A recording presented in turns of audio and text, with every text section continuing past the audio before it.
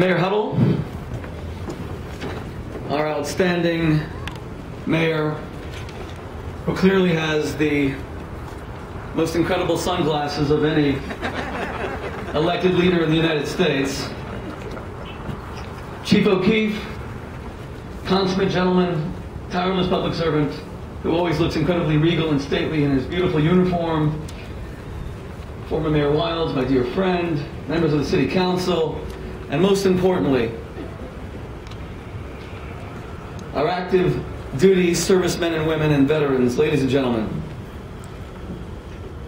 I have earned no right to address you here this morning. I lack the selflessness of the people before me who wear the uniform.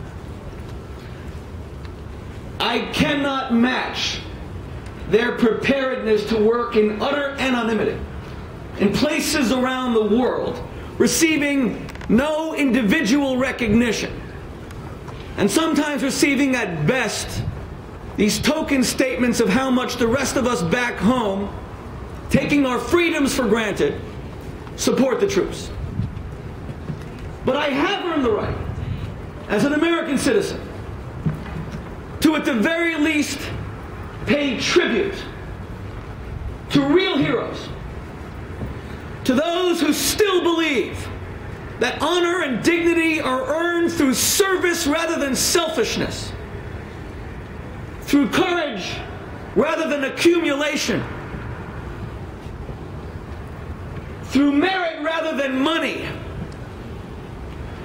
Somewhere as we speak, right now, in the current age, there is a woman walking around the streets of Kabul or Kandahar who believes that she is the equal of a man in every way, who believes that she married a husband not to obey him or be obedient to him, but to be cherished and loved by him,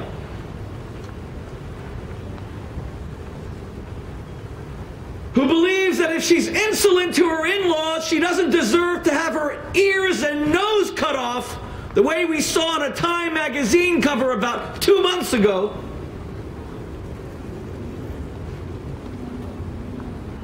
And her only hope for her rights being promoted, protected, and respected are complete strangers from the 50 states of America who will cross that ocean and fight to ensure that she's treated as a human being. Somewhere in the 1980s, there was an Islamic man or woman walking around the streets of Baghdad who believed that as a God-fearing Muslim, they were God's beloved child. And they did not deserve to live under the tyranny of a dictator who gassed their children in Halabja with poison mustard gas. And their only hope for one day voting and choosing their own way forward was a member of the United States military who's prepared to fight and die for a complete stranger. Somewhere in a camp in Majdanek, Birkenau, Dachau, Sobibor, Buchenwald, in 1943, there was a Jewish man or woman who believed that just because they were born a Jew did not mean they deserved to be gassed. That just because they were born a Jew did not mean they should be turned into a bar of soap or a lampshade.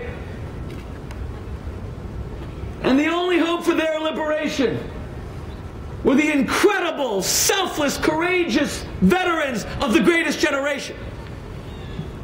Somewhere in America in the 1850s, there was a black man, a black woman, who believed that the color of their skin mattered not in them being God's infinitely beloved child, that they were equal to every single one of God's other children, not better but equal. And they railed against the moral abomination and America's greatest practice evil of slavery. And the only hope for their liberation were the brave troops of the federal armies at Vicksburg, Gettysburg, Fredericksburg, who would one day liberate them. And somewhere in the American colonies in the 1760s and 1770s, there was a man or woman eking out a living on some farm who believed that they were equal to a noble, to a count, to a duke. And they weren't prepared to take this lie that some people are born with bluer blood than others, that some foreign tyrant across the Atlantic could govern their lives by virtue of his birth alone when he had earned no right, with no mandate of the people to control them. And his or her only hope that he or she could live in a democracy where we could choose our elected representatives were the brave forces of revolutionary America. My friends, the United States military is quite simply the greatest force for good in the world today. Period. This is no longer an army about defending America. And this isn't just about defending freedom and defending democracy. We are talking about the single greatest moral good in the entire world today. The brave men and women of the United States military. Which is why they are the only thing in this country that today completely unites us. We're divided between conservatives and liberals, Democrats and Republicans. It's terrible to see a divided nation, because we are all equally American, and we are all brothers and sisters. But the one thing that we agree on, indisputably, is that our truths are our absolute finest, that they represent the best in us, that in an increasingly materialistic nation, where we live for a plasma TV screen and a brand new car, that there are some men and women who are prepared to take crappy salaries and sometimes a lack of appreciation, but to get up and go and fight to ensure that a man or a woman is treated with courtesy, dignity, and respect.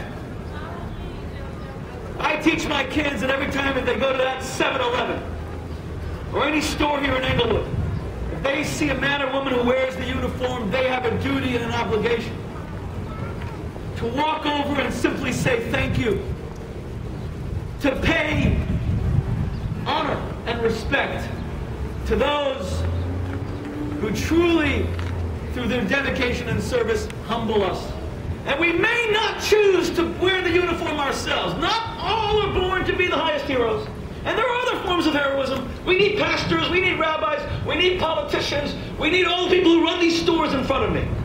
But we dare never forget that if there aren't people who are prepared to sometimes pick up a rifle or pick up a baton and tell forces of wickedness and evil who would trample on innocent victims that, I'm sorry, to get to them, you gotta pass by me. If we forget that these people are heroes, then we will have lost the single greatest lesson of the American democracy, which is that all are created equally in the image of God and all are deserving of life, liberty, and the pursuit of happiness. May God bless the armed force of the United States of America. May God bless each and every one of you. From the bottom of my heart, I thank you. I would be nothing without you. God bless you.